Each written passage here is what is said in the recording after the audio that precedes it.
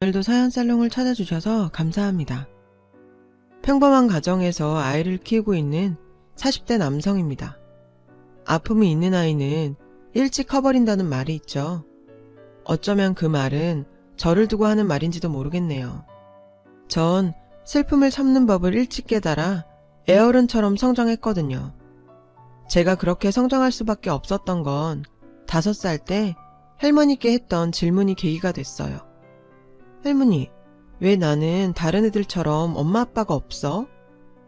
유치원이 끝나면 저와는 달리 친구들은 엄마나 아빠가 데리러 왔어요.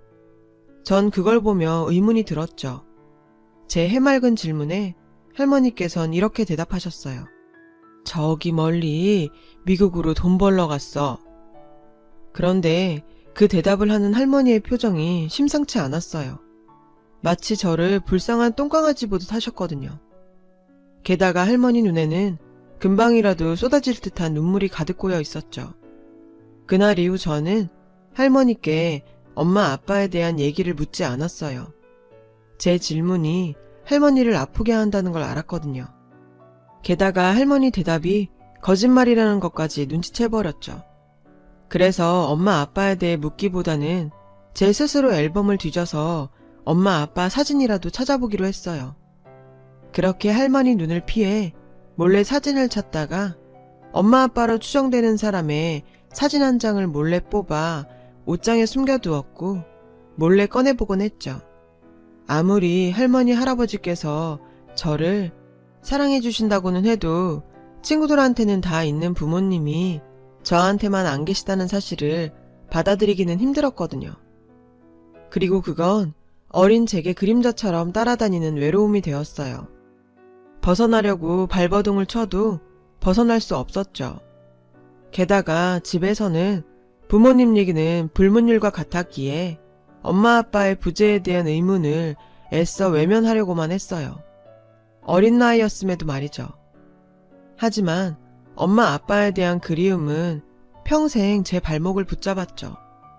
어느 날이었어요. 친구들과 함께 도시락을 먹는데 제 반찬에서 할머니 머리카락이 나왔지 뭐예요. 그때 반장아이가 소리쳤죠. 아이씨 더럽게 이래서 엄마 없는 애들이랑은 밥 먹으면 안 된다니깐.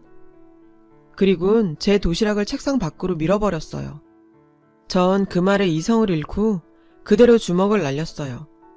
그러자 녀석의 코에서 주르르 코피가 흐르더라고요. 덩치는 산만한 놈이 코피를 보자 이내 울음을 터뜨리더군요. 그러거나 말거나 저는 고삐 풀린 망아지처럼 흥분해서 소리쳤어요. 내 앞에서 한 번만 더 엄마 아빠 없단 얘기 해봐. 그럼 이 새끼처럼 죽도록 패줄 테니깐. 이 일 때문에 할머니는 식당 일을 하다 말고 학교까지 불려오셨어요. 아휴, 제가 식당 일 때문에 도원일 혼자 내버려 두고 신경을 못 썼더니 이런 일이 생겼네요. 정말 죄송합니다. 얼마나 놀라셨을까요?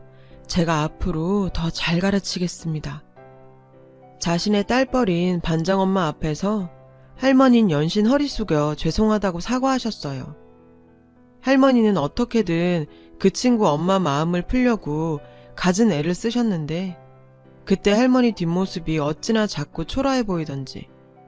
그 후로 저는 저한테 부모님 없는 고아라고 놀려도 할머니 얼굴을 떠올리며 참고 또 참았어요.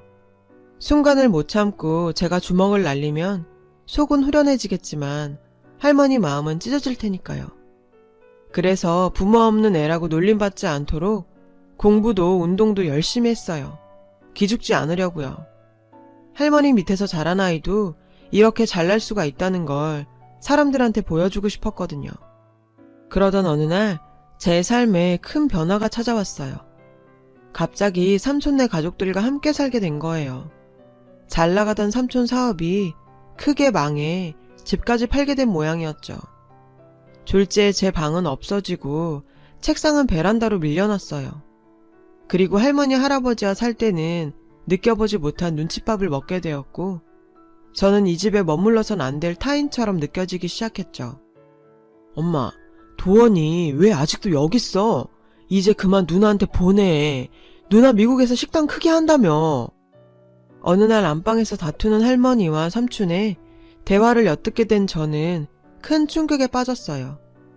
그동안 부모님이 돌아가셨다고 어렴풋이 짐작하고 있었는데 엄마가 미국에 계시다니. 걔 이제 겨우 자리 잡았어. 애도 있는데 도원이를 쉽게 데려갈 수 있겠니? 얼마 전부터는 도원이 양육비도 보내줘서 내 돈 나가는 것도 별로 없다. 그러니 애 눈치 주지 말거라. 할머니와 삼촌의 대화를 듣고 저는 조용히 다시 집 밖으로 나와 학교 운동장을 뛰면서 복잡한 생각을 정리해야만 했어요. 막연하게 죽은 줄로만 알았던 엄마가 미국에 살고 있다는 것과 매달 엄마가 보내준다는 양육비, 그리고 저를 집에서 내보내고 싶어하는 삼촌의 속마음까지. 그동안 삼촌이 저를 할머니 짐으로 여긴다는 사실은 어렴풋이 느끼고 있었지만 막상 현실로 마주하니 심장이 뜯겨 나갈 것처럼 괴롭더군요. 부모님은 안 계시지만 그래도 할머니, 할아버지가 제 부모님 같은 존재라고 생각했는데 삼촌이 온 후로 세상에 홀로 버려진 느낌이 들었어요. 엄마는 왜 나를 데려가지 않고 할머니한테 맡겼을까? 할머니는 엄마가 양육비를 보내주지 않았다면 나를 키워주지 않으셨을까? 생각은 꼬리에 꼬리를 물었지만 정답을 찾을 수는 없었어요. 그 이후로 갑자기 아프기 시작하더군요. 누군가 제 목을 누르듯 고개를 들 수 없었고 머리는 날카로운 칼로 콕콕 찌르는 것처럼 고통스러웠어요.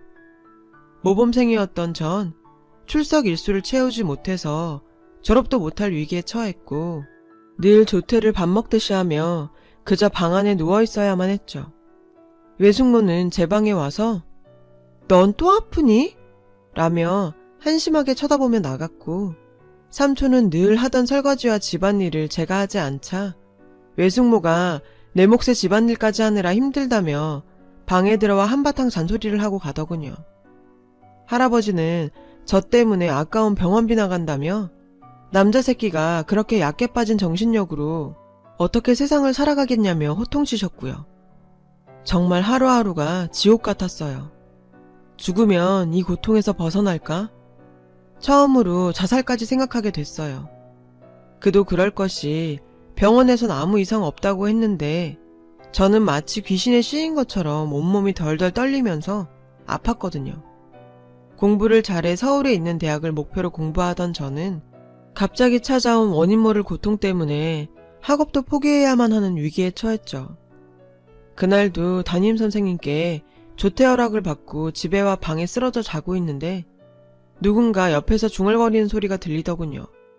"하나님, 우리 도원이 불쌍히 여기시고 제발 좀 낫게 해주세요. 부처님, 우리 도원이 아픈 거 제가 대신 아프게 해주세요." 무교였던 할머니는 하나님, 부처님을 찾으며 절 위에 눈물까지 흘리며 기도를 하셨는데 살짝 눈을 떴을 때 오랜만에 본 할머니의 얼굴은 피골이 상접해 있었어요. 나중에 외숙모한테 들었는데 할머니께선 저를 위해 고된 식당 일을 하시면서도 금식 기도를 드리셨다더군요. 저 때문에 식사도 못한 채 기도하랴 식당 일 하시랴 몇 번을 쓰러지셨다고. 자는 척하면서 저는 매일 할머니 기도를 들었고 외로웠던 마음이 서서히 녹는 것 같았어요. 할머니의 기도 때문인지 전 기적적으로 한 달 만에 다시 학교에 나갈 수 있었죠. 물론 그 후로도 삼촌의 눈치는 계속되었지만 저는 이 악물고 밤늦게까지 화장실에서 혹은 책상이 있는 베란다에서 공부하며 상위권 성적을 유지했어요. 형편이 좋지 않아 학원도 못 다녔지만 대신 공부 잘하는 친구들과 어울리며 궁금한 것도 물어보고 지독하게 공부했죠. 성공해서 저 때문에 고생하신 할머니를 호강시켜 드리려고요. 그리고 나중에 미국에 있는 엄마가 절 찾아온다면 엄마 없이도 난 이렇게 잘 컸다고 복수하고 싶은 마음도 있었거든요. 그 복수의 순간은 생각보다 빨리 찾아왔어요. 고3 때 엄마가 절 만나러 집에 온 거예요. 제가 늘 사진 속에서 보던 그 모습 그대로였죠. 엄마는 절 보더니 하염없이 눈물을 흘리며 잘 컸다고 하시면서 연신 미안하다고 하더군요. 아빠가 갑작스레 사고로 돌아가신 후 의지할 데 없었던 엄마는 몇 번이나 목숨을 끊으려 했고, 그때마다 엄마를 짝사랑하던 지금의 새아빠가 옆에서 큰 힘이 되어주었다고 하더군요. 새아버지 집에서 저를 데려오는 건 죽어도 안 된다고 해서 어쩔 수 없이 저를 할머니한테 맡기고 미국으로 떠날 수밖에 없었다는 구구절절한 변명도 늘어놓았어요. 그렇게 미웠던 엄마인데 이상하게 엄마의 얼굴을 보는 순간 그동안의 원망이 사라지고, 대신 미국에 가서도 그 집 눈치 보며 제 양육비를 보냈을 엄마의 상황도 이해되면서 안쓰러워졌죠. 할아버지한테 너 대학 등록금으로 써달라고 3천만 원 드렸어. 그러니까 돈 걱정하지 말고 공부 열심히 해서 꼭 원하는 대학에 가렴. 그렇게 엄마는 하염없이 울다가 다시 미국으로 돌아갔고, 저는 그 후로 치열하게 공부한 끝에 원하는 대학에 수시로 합격할 수 있었어요.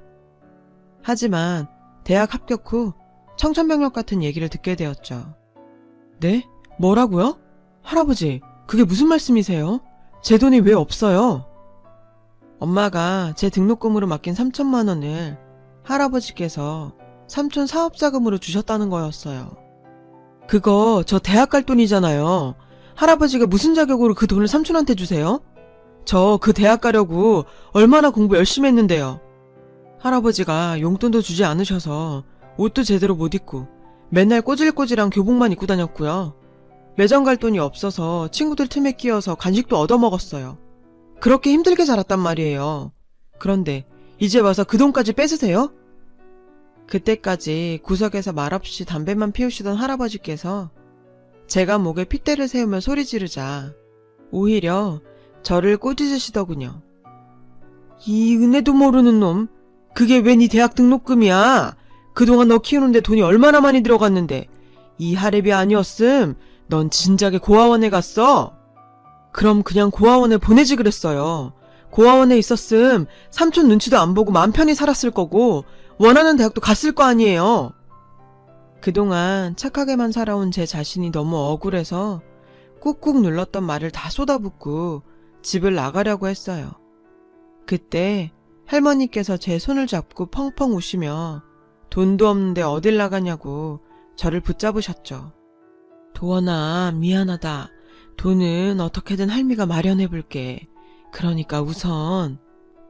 하지만 그런 할머니조차 끔찍하게 느껴져서 저는 할머니를 밀치고 매몰차게 돌아섰어요. 됐어요. 결국 할머니도 손주보다 자식이 더 소중하신 거잖아요. 그 3천만 원은 그동안 저 키워주신 값으로 드릴 테니 이젠 다시 보지 말아요. 잘 사세요. 전 그렇게 짐을 챙겼어요. 할아버지께선 저의 태도에 노발대발하셨고, 저는 그런 할아버지께 심한 말을 남기곤 집으로 나와 모텔로 향했죠. 모텔로 향하는 거리에서 다정한 가족들과 연인들을 보는데 하염없이 눈물이 나더군요. 왜 내 편은 아무도 없을까? 나를 진심으로 사랑해주는 사람은 왜 없을까? 내가 전생에 큰 죄라도 저질렀나? 온갖 부정적인 생각만 들었어요. 원하는 대학에 가지 못한 것보다 가슴이 아팠던 건 부모님처럼 여겼던 분이 저를 사랑하지 않는다는 사실 때문이었어요. 너무 괴로워 편의점에서 사온 소주를 안주도 없이 마시는데 진가방에서 금반지 몇 개가 보이더군요. 제가 챙긴 적이 없으니 분명히 할머니가 몰래 넣어준 거라 짐작했어요. 돈도 없는 손주가 갑작스레 나갔으니 할머니가 해줄 거라곤 비상금으로 챙겨둔 금반지밖에 없었겠죠. 그 생각에 갑자기 할머니가 너무 보고 싶었지만 저는 이 악물고 버텼어요. 착각하지 마. 할머니는 그저 자신의 딸이 힘들까봐 나를 돌본 것 뿐이니까 흔들리지 말자. 그렇게 저는 금반지 몇 개를 팔아 급한 대로 밖에서 생활을 했어요. 원하는 대학을 포기한 후 취직을 위해 전문대학에 입학을 했고 장학금을 받았어요. 졸업 후 대학병원에서 방사선 기사로 일하게 되었어요. 그곳에서 간호사인 제 와이프도 만나게 되었고요. 그녀는 웃음도 많고 모두에게 따뜻한 사람이었죠. 사람을 늘 경계하며 선을 긋던 저도 그녀의 친절한 미소 앞에선 무너지게 되더군요.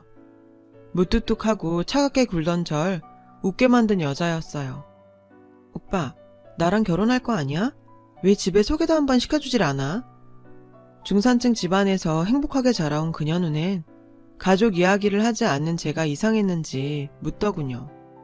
직장에서도 우리의 결혼이 당연시되는 분위기였기에 결혼 전에 서로의 집안에 대해 얘기하는 건 당연한 거였어요. 하지만 전 집 나온 뒤 한 번도 할머니께 연락을 하지 않아서 소식을 알 수 없었죠. 할머니와 할아버지의 안부를 듣게 되면 힘들었던 과거로 다시 되돌아갈 것만 같았거든요. 그래서 결혼을 앞두고 미국에 계신 엄마한테 오랜만에 전화를 드렸어요. 그리고 엄마를 통해 뜻밖의 소식을 전해 듣게 되었죠. 할아버지께서 파킨슨병에 걸려 오랜 투병 생활을 하게 됐고 홀로 병간호를 하시던 할머니마저 쓰러지셨다고요. 현재 할머니는 요양원에 계시는데 치매까지 와서 이제 사실 날이 얼마 남지 않았다고 하더군요. 그 얘기를 듣자 뒤통수를 얻어맞은 듯 정신이 멍해졌어요. 전 엄마한테 제 결혼 소식도 알리지 못한 채 전화를 끊고는 주저앉아 하염없이 울었어요. 분명 오랜 시간 연락도 하지 않을 만큼 미웠던 할머니와 할아버지였는데 그간 제 행동이 후회가 되고 제 자신이 불효자처럼 느껴져 미칠 것 같았어요. 그 후 연차를 낸 저는 두 분이 계신 청주 소재의 요양병원으로 향했어요. 똥오줌 냄새가 진동하는 병실에서 전 아이처럼 쌕쌕 주무시는 할머니를 찾았어요. 그리곤 떨리듯 다가갔죠. 할머니, 저 도원이에요. 절 알아보시겠어요? 그러자 제 목소리에 힘겹게 눈을 뜨신 할머니께선 잠시 꿈인가 하는 표정을 지으시다 천천히 미소를 지으셨어요. 내가 우리 손주를 왜 몰라. 이제나 저제나 올까. 밤마다 문도 안 잠그고 기다렸는데. 하시면서 손으로 제 얼굴을 쓰다듬으셨어요. 그리곤 갑자기 눈을 크게 뜨시더니 제게 가까이 오라고 하시더라고요. 그리곤 제 귀에 조그맣게 속삭이셨죠. 비밀번호는 네 생일이다. 삼촌 모르게 할머니 빨간 잠바 주머니에 넣어놨으니까 꼭 가져가야 한다. 그걸로 다시 네가 원하던 공부해. 할미 소원이다. 도무지 알 수 없는 말을 중얼거리셨어요. 대화를 더 나누고 싶었지만 상태가 좋지 않아 쉬셔야 한다는 요양보호사의 말에 저는 할머니가 주무시는 걸 확인 후 할아버지가 계신 병실로 향했어요. 아유, 이 할아버지 할머니 손주요. 엄마는? 아빠는? 다른 가족들은? 저를 보자마자 요양보호사가 묻더군요. 할아버지 입원 후 삼촌이 딱 한 번 오곤 그 후론 아무도 얼굴을 안 비춘다고요. 원래 요양보호사가 있어도 자식들이 가끔씩 들러서 간식도 드리고 필요한 것도 챙겨드려야 하는데 이 할아버지는 찾아오는 사람이 어떻게 아무도 없나 몰라? 혀를 끌끌 차는 요양보호사의 말에 전 준비해간 돈봉투를 꺼냈어요. 저는 멀리 살아서 잘 찾아뵙지 못할 것 같아요. 저 대신 잘 부탁드려요. 하면서 돈봉투를 드렸죠. 어머, 이런 거 받자고 그런 얘기한 거 아닌데. 그렇지만 잘 받을게요. 요양보호사는 돈봉투를 받자 자리를 피해 주었어요. 저는 할아버지의 얼굴을 가만히 바라보았죠. 10년 사이에 몰라보게 마르고 초췌해진 할아버지의 모습을요. 온몸이 가렵다고 손톱으로 계속 긁어댄 탓에 할아버지의 두 손은 묶여 있었어요.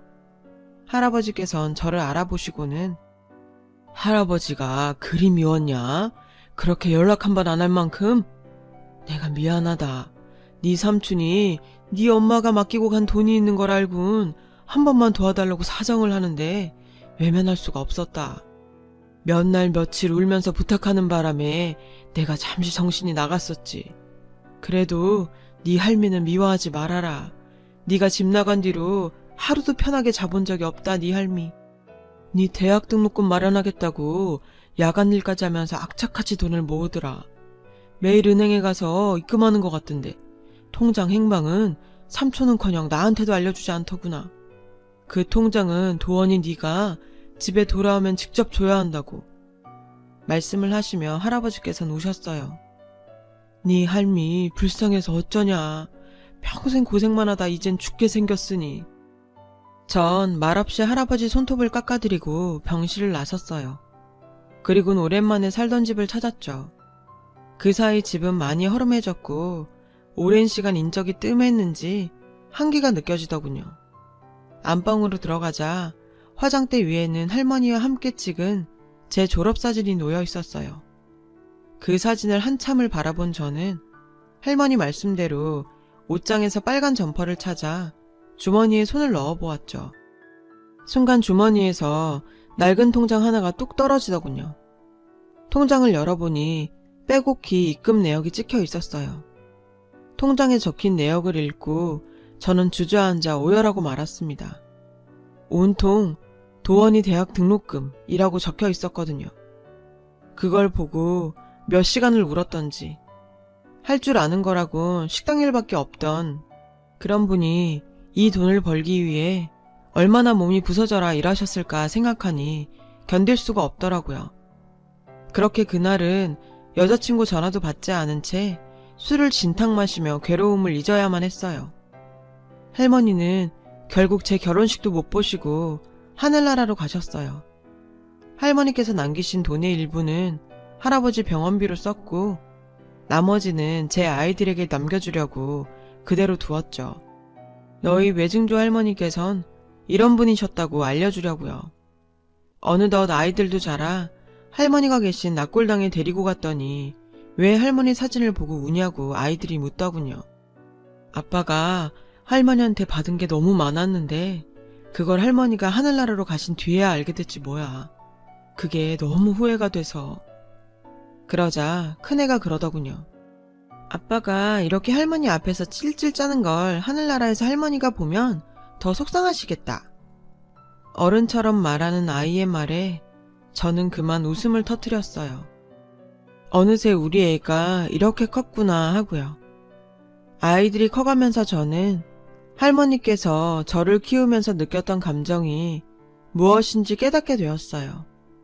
그래서 가끔 사무치게 할머니가 너무 보고 싶어지더군요.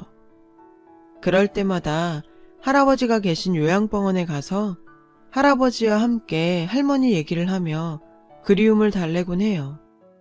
할머니, 하늘나라에선 부디 가족들 걱정하지 마시고 오로지 할머니 생각만 하세요. 그동안 많이 죄송했어요. 정말 감사합니다. 다시 만날 때까지 편히 쉬세요. 그리고 사랑합니다. 여러분, 사연 댓글에 응원과 현명한 조언 부탁드려요. 좋아요와 구독은 저에게 큰 힘이 됩니다. 오늘도 좋은 일 가득하세요.